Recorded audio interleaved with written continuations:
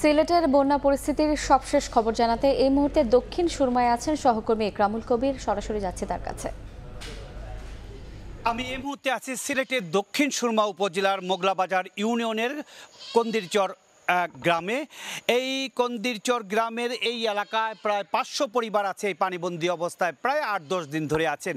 এই এলাকা থেকে পানি কোনোভাবেই কমছে না। এর কারণটা হচ্ছে গিয়ে এই পানিটা হচ্ছে কি কুশিয়ারা নদীর পানি। কুশিয়ারা নদীর পানি এই মুহূর্তে বিপদসীমার 98 সেন্টিমিটার উপর দিয়ে প্রবাহিত হচ্ছে। যদিও সুরমা নদীর পানি সিলেটে বিপদসীমার প্রায় 32 সেন্টিমিটার নিচে নেমে গিয়েছে, কিন্তু তারপরেও সিলেটের যে কুশিয়ারা নদীর এখনও 3টি পয়েন্টে বিপদসীমার উপর দিয়ে প্রবাহিত হচ্ছে এবং সুরমা নদী একটি পয়েন্টে বিপদসীমার উপর দিয়ে প্রবাহিত হচ্ছে। এর কারণে অনেক জায়গায় এভাবে পানিবন্দী হয়ে আছে এবং মানুষজন অবর্ণনীয় দুর্গতির মধ্যে আছে। এবং এই যে সিলেটের যে পানিটি উঠেছে, এখন পাহাড়ি ঢল নাই, বৃষ্টিপাতও নাই গত দুদিন ধরে, তারপরেও পানিগুলো নামছে না সুরমা এবং কুশিয়ারা।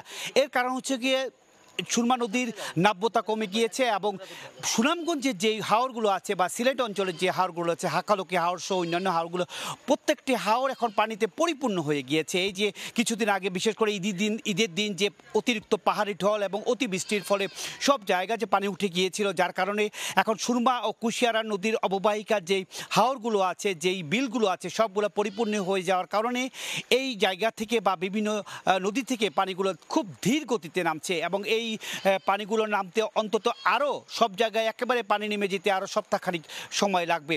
এবং এই অবস্থায় নদী খননের ব্যাপারে আজকে পাট ও বস্ত্রমন্ত্রী এসেছিলেন।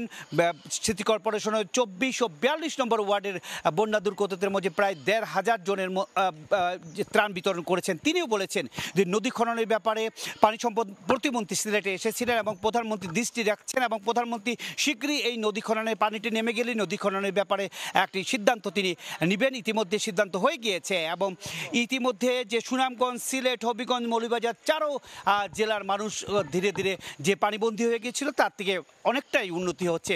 আর এই পানিগুলো নামতে আরও কিছুটা সময় লেগে যাবে। মোটামুটি এই ছিল যে অতিরিক্ত ঢল এবং অতিবৃষ্টির ফলে যে সিলেটে পানি উঠে গিয়েছিল এবং সেই পানিগুলো ধীরে ধীরে নামছে, তার সবশেষ খবর।